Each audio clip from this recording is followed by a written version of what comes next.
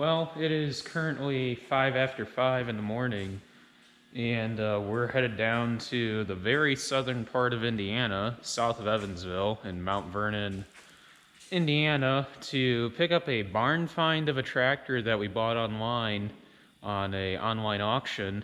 And along the way, our local case dealer from a neighbor heard about that we were headed down that way, and Bane Welker is going to have us take I believe it's a 12-row 20 down to Freedom, Indiana, which is right along our route. So we're going to do that along the way.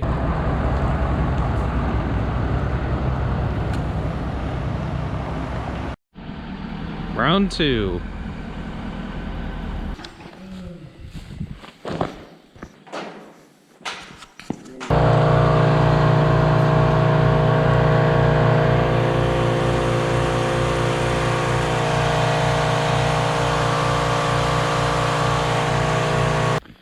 So a lot of you guys think that this is Grandpa's 4020 that we got. No, this is not Grandpa's 4020. That's just 5 miles down the road. This is clear down on this. We got this one clear down, south of Evansville. You couldn't even go farther, more farther south in Indiana. It was down in Mount Vernon, Indiana. And Dad found this tractor on an auction just over a month ago, and he's been watching it and watching it and watching it. And we ended up going down to the very last minute on bidding on this thing, and ended up getting it for a pretty good deal for what it is. For most, you probably wouldn't have gone that high, but for what this thing is, how original it is, it was a pretty good deal. It's a 1967 power shift, completely original, paint's original. As far as we can tell, this thing is straight as a string. There's hardly anything wrong with this whatsoever. The tires are practically brand new, 15.5s on it. Even has the plugs in the hydraulics yet, which is awesome. The only thing that we found that it's missing is the PTO shield.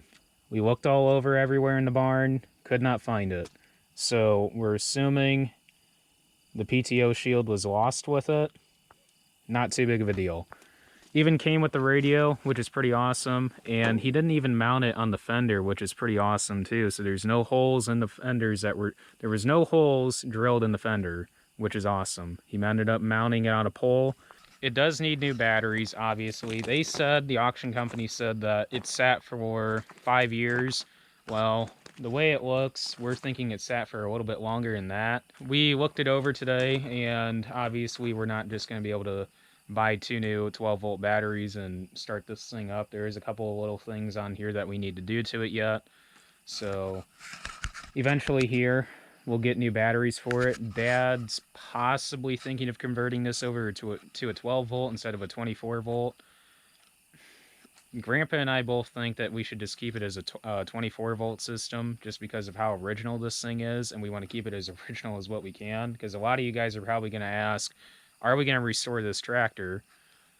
We're going to get this thing running, and that's about it. We're not going to touch the paint. We're not going to touch really anything else on it because of how original this tractor is. We want to keep this thing as original as what we can.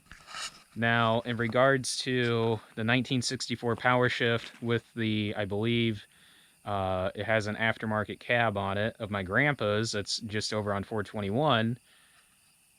When, not saying if, I'm saying when we get this tractor back someday, more than likely we will restore that tractor, because I would love to have that tractor restored and keep this tractor as a secondary tractor of a 40. So we'll end up having 2 4020s. I don't plan on ever getting rid of this tractor, considering how nice of a condition it's in and how original it is.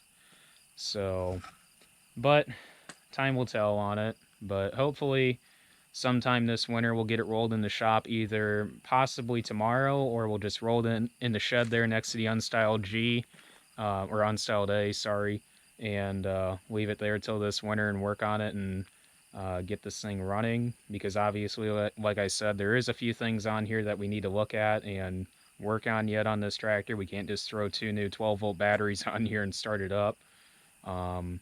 There's a couple of things we need to check in the fuel tank yet, because There is about an inch of fuel in the tank yet, but there is a little bit of rust that we found in the tank, so we're going to clean that tank out, flush it out, and clean it. And the oil looks fantastic on it. Very, very clean. So, but anyways, amazing, amazing, amazing barn find that we found on auction. Uh, I'm not going to discuss the price on it. I know some of you guys that follow me on Facebook might have heard the price that we paid for it. All I can say is the price that we paid for it, though, was an extremely good deal for what it is, though. So, anyways, guys, you'll be seeing this in a lot more videos.